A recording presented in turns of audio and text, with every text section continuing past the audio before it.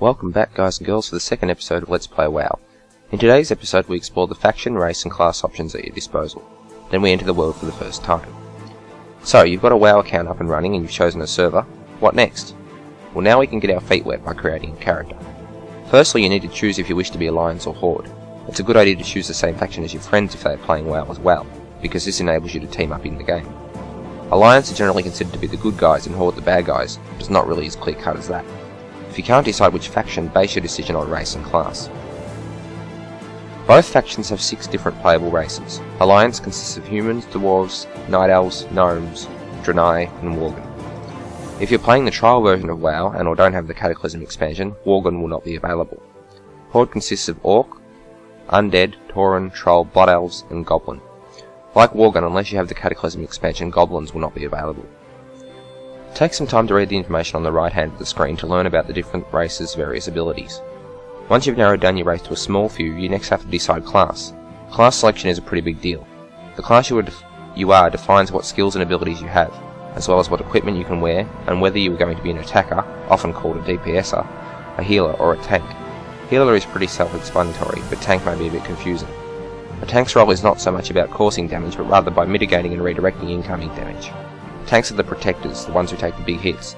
DPSers generally do the most damage, and in group roles, healers keep the tank and everyone else alive. Or at least they try to. If you were starting out the game for the first time, it's probably best to choose a DPS class. It's worth noting that tanks and healers can still do damage, however it usually isn't as powerful as true DPS classes. Pure DPS classes include Hunter, Rogue, Mage, Death Knight, Warrior and Warlock. The other classes can still do damage, but it generally isn't their specialty. Some classes, however, have diverse roles depending on which way you spend talent points, which we'll cover in a later episode.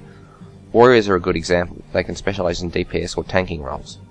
If you wish to be a healer, you need to choose from Paladin, Priest, Shaman and Druid. If you decide to try your hand at tanking, you can choose from Warrior, Paladin, Death Knight or Druid. The class you can choose from depends on your race. So if you've narrowed down your race to a couple, you may be able to decide based on the class you wish to play. Once you've made this decision, it's time to customise your appearance. This is one of WoW's limiting features in my opinion. There is not a lot of appearances to choose from. Once you're happy with your faction, race, class and looks, it's time to name your character. There's a few rules about naming characters. Firstly, they have to be a single word. The game does not support first and last names. The second is if you use offensive language in your name, you may not be able to create the character. And if you do get away with it, chances are sometime in the future you'll be given a warning and forced to change your name.